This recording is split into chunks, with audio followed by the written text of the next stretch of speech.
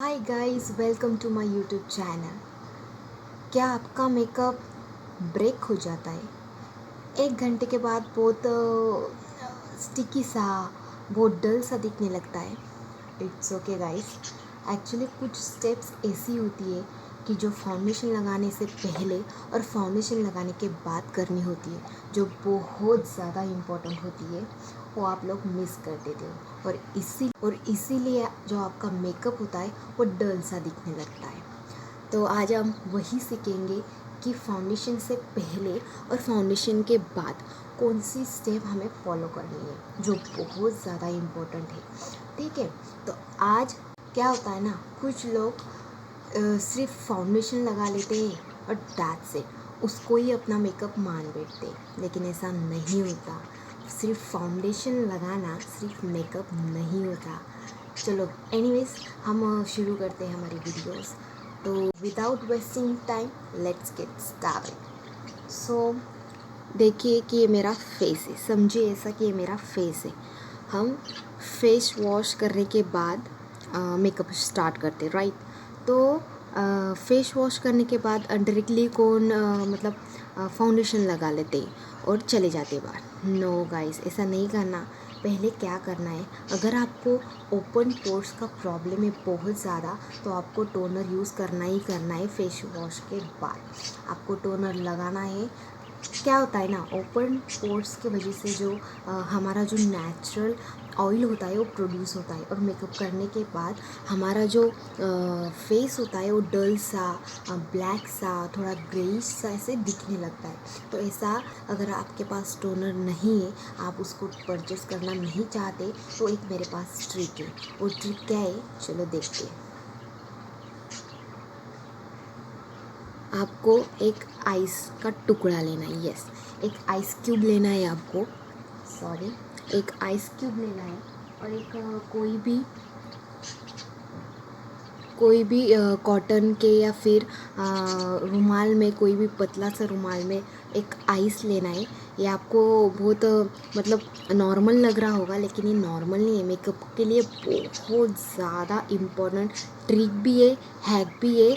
और इसको क्या करना, आइस को 15 सेकेंड आपके फेस पे सर्कुलेशन मोशन में आपको ऐसे घुमाना है। आपके फेस पे मेकअप करने से पहले आपको इस आइस से सर्कुलेशन मोशन में पूरे फेस पर ऐसा रफ करना है। ठीक है, ध्यान रखना कि आपको सर्कुलेशन मोशन में ही काम करना है आइस के साथ। इससे क्या होगा, आपका जो फेस है ना, मेकअप के बाद बहुत फ्रेश दिखता है, और आपको ओपन पोर्स के प्रॉब्लम भी नहीं होता। ठीक है, ये फर्स्ट स्टेप तो हो गई हमारी। तो आइस को लगाने के बाद हमारा फेस प्रिपेयर है नेक्स्ट स्टेप के लिए। तो अब हम क्या लगाएंगे, फाउंडेशन? नहीं, हमें फाउंडेशन नहीं लगाना है। अब हमें मॉइस्चराइज़र लगाना है, कौन सा भी। फ़िलहाल मैं ये व्यूट का ही मॉइस्चराइज़र यूज़ करूँगी। आपके पास जो हो, आपका जो फेवरेट हो, वही मॉइस्चराइज़र आपको यूज़ करना है। ध्यान रखना, मॉइस्चराइज़र लगाना ही है। इसको भी, मॉइस्चराइज़र को भी आपको सर्कुलेशन मोशन में, जब तक ये फेस पर एब्जॉर्ब पूरी तरीके से नहीं हो जाता, इसको तब तक आपको फेस पर मसाज करना है, जब तक ये पूरी तरीके से फेस पर एब्जॉर्ब नहीं हो जाता। ठीक है, तो मेरा मॉइस्चराइज़र अच्छी तरीके से एब्जॉर्ब हो गया है फेस पर। आपको एक ड्यूनेस दिख रहा होगा, ऐसे ही ड्यूनेस आपके फेस पर दिखता है, और इसका लुक मतलब ब्रिलियंट आता है, ब्रिलियंट। और मॉइस्चराइज़र लगाने के बाद आपको कौन सा भी सीरम लगाना है। यस गाइस, आपको कौन सा भी सीरम लगाना है आपके फेस पर मॉइस्चराइज़र के बाद। फ़िलहाल मैं आईसी का विटामिन सी फेस सीरम लगाऊंगी, जो सिर्फ मैं एक ही ड्रॉप लूँगी। अगर आपको लग रहा होगा कि मेरा फेस ऑयली है, तो आप इसे स्किप भी कर सकते हैं। लेकिन ये जो सीरम मैं लगा रही हूँ, ये बिल्कुल भी स्टिकी नहीं है, बिल्कुल भी नहीं, तुरंत एब्जॉर्ब हो जाता है स्किन के अंदर, और बिल्कुल भी ऑयली सा फील नहीं होता। तो आप ये परचेस करना चाहते हैं तो परचेस कर सकते हैं। This is best. ठीक है, तो इसको भी एक सर्कुलेशन मोशन से ही आपके फेस के ऊपर लगाना है।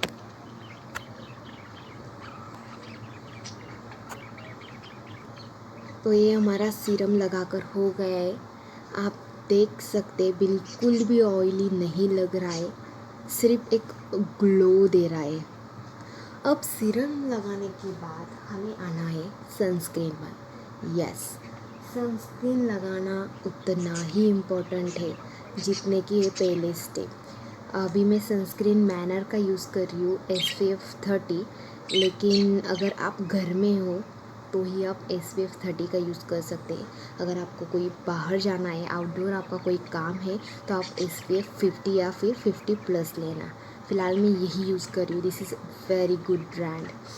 और ये जो सनस्क्रीन है ये वाटर बेस है, यू कैन सी, ये वाटर बेस है। इसका स्ट्रक्चर देखिए।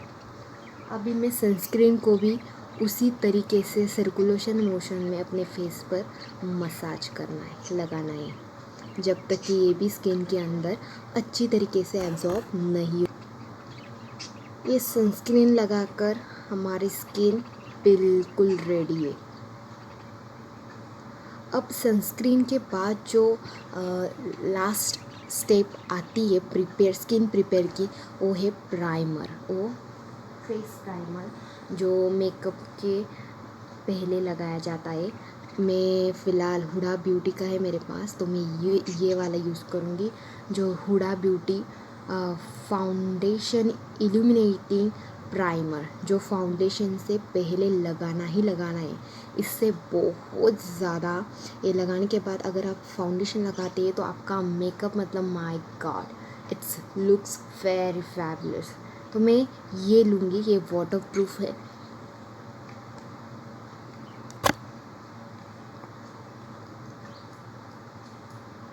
थोड़ा 1 से 2 ड्रॉप, वाटरी नहीं है, बहुत थिक सा है।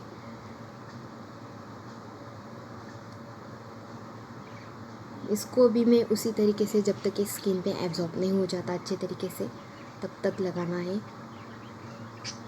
अगर आप ये स्टेप फॉलो करके आप अगर मेकअप चाहते हो ना, तो ये मैक्सिमम आपका मेकअप 8 से 9 घंटे आराम से टिकता है। और उसके साथ आपको ग्लो, बिल्कुल केकीनेस नहीं दिखता, फेस बिल्कुल भी डल नहीं दिखेगा, बहुत फैबुलस लुक आता है। हमारी स्किन मेकअप के लिए परफेक्ट हो गई है, बिल्कुल प्रिपेयर्ड है हमारे फेस बहुत ज़्यादा ग्लोई दिखने के लिए, ठीक है। तो अभी मैं इसके ऊपर, मतलब प्राइमर के बाद अब हम बात करेंगे फाउंडेशन की, जो एक्चुअली मेकअप है। तो यहाँ पे मैं फिटमी का फाउंडेशन यूज़ करूँगी, जो मैं यूज़ करती हूँ, मेबेलिन फिटमी का। ये मेरा प्रॉपर शेड है 128, ये मेरा प्रॉपर शेड है। तो ध्यान रखना कि आप भी अपने स्किन के हिसाब से ही फाउंडेशन चूज़ करें। तो ये मैं लगाऊंगी अभी, 1 से 2 ड्रॉप डालूंगी, क्योंकि हाथों को तो इतनी नीड नहीं है मेरी। अब इसको हम ब्लेंड करेंगे ब्यूटी ब्लेंडर के साथ, ठीक है। आप टेक्निक देखिएगा ब्लेंडिंग की, बिल्कुल पुश करके मैं ब्लेंड कर रही हूँ, पुश करके, ठीक है। आप फिंगर से भी ब्लेंडिंग कर सकते हैं, लेकिन मैं फेस पे नहीं डेमो कर रही हूँ, हाथों पे डेमो कर रही हूँ, तो इसके लिए मैं ब्यूटी ब्लेंडर का इस्तेमाल करती हूँ। अदरवाइज़ मैं अपने फिंगर से ही ब्लेंडिंग करती हूँ अपनी फेस की।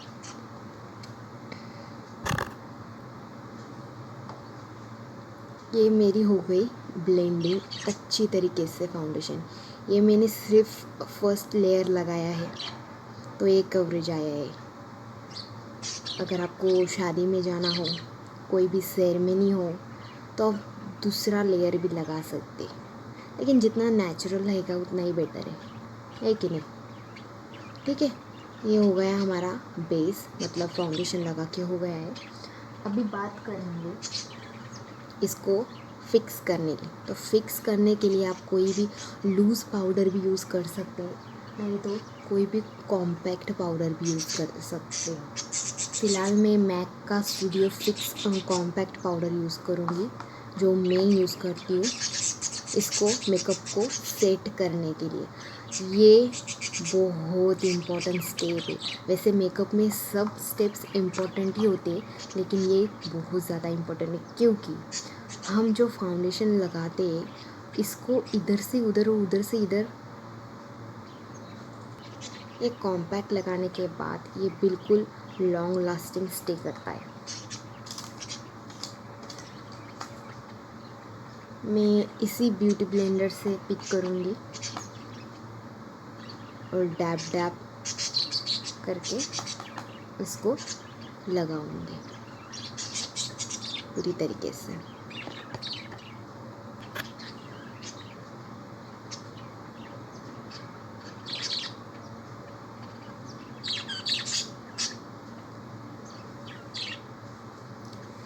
कॉम्पैक्ट लगाकर हो गया है, अब हम रेडी टू गो है एनीवेयर। ये लुक इस तरीके से अगर आप फॉलो करेंगे, स्टेप्स अगर फॉलो करेंगे, तो आई एम डैम श्योर कि आपका जो मेकअप है वो बहुत फ्लॉलेस दिखेगा। So today that's it guys. I hope आपको वीडियो पसंद आई होगी। अगर पसंद आई होगी तो वीडियो को लाइक करो, शेयर करो, और अगर इसी तरीके से न्यू वीडियोस आपको पसंद होगी तो चैनल को सब्सक्राइब भी करो। Till then, bye bye, love you guys.